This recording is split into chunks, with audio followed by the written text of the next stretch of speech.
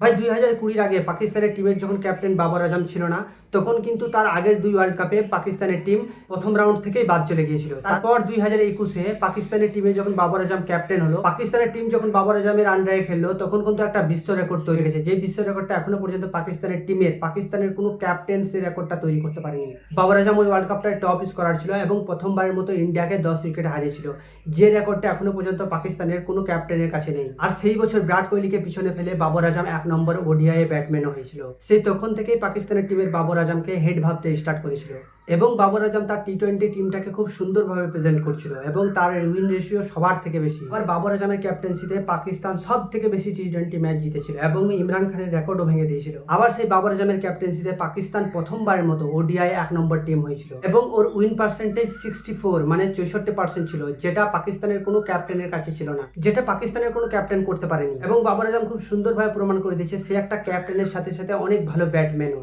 এবং 2022-এ এশিয়া কাপের ফাইনাল এবং টি-20 ওয়ার্ল্ড কাপের ফাইনাল বাবর আজম তার টিমকে নিয়ে গিয়েছিল। ভাগ্যের ব্যাপারে সেটা কিন্তু সে জিতে উঠতে পারেনি।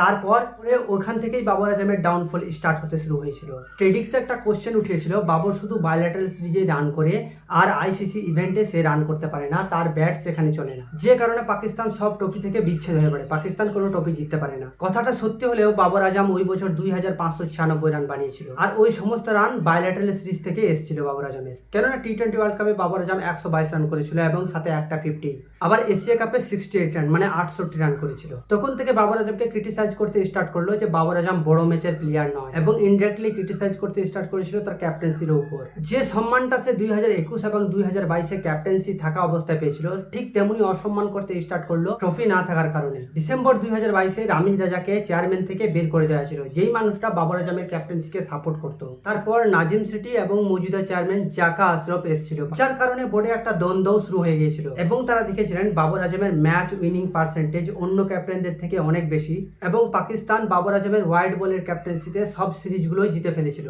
এবং আগস্ট 2023-এ এশিয়া কাপে পাকিস্তান ফাইনালে কোয়ালিফাই না করতে পারায় ফাইনাল উঠতে পারেনি, শ্রীলঙ্কার কাছে সুপার 4-এ হেরে গিয়েছিল। যার কারণে এমন কোশ্চেন বারবার আসছিল, বলছিল যে বাবর আজমের ক্যাপ্টেন্সিতে পাকিস্তানের টিম কোনো কিছুই করতে পারছে না এবং বাবর আজম পাকিস্তানের ক্যাপ্টেন্সি সামলাতেও পারছে না।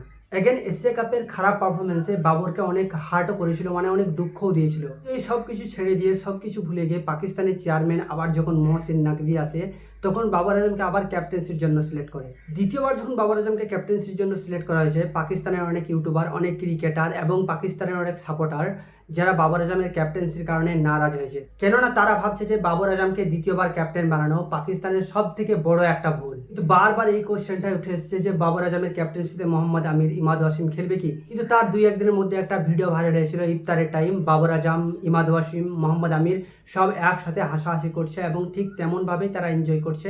তাদের মধ্যে তেমনই বন্ধুত্ব এবং তেমনই বন্ডিং স্টার্ট হয়ে গেছে। ঠিক যেমন এই তিনজন 2020-তে করাচি কিংসকে চ্যাম্পিয়ন বানিয়েছিল, ঠিক পাকিস্তানকে এমনভাবে চ্যাম্পিয়ন বানাবে। পাকিস্তান এই বছর যে ফার্স্ট বোলিংগুলোকে নিয়ে ওয়ার্ল্ড কাপ খেলতে যাবে, এরকম বোলিং অ্যাটাক কোনো দেশের মধ্যে নেই। আশা করছি পাকিস্তান ভালো কিছু করবে, আমরা দেখতে থাকবো। তো চলুন আজ এই পর্যন্ত, দেখা হচ্ছে পরের ভিডিওতে। আপনি যদি আমার চ্যানেলে নতুন হয়ে থাকেন, দয়া করে একটা সাবস্ক্রাইব করবেন আর ভিডিওটা যদি আপনাকে ভালো লেগে থাকে একটা লাইকও করে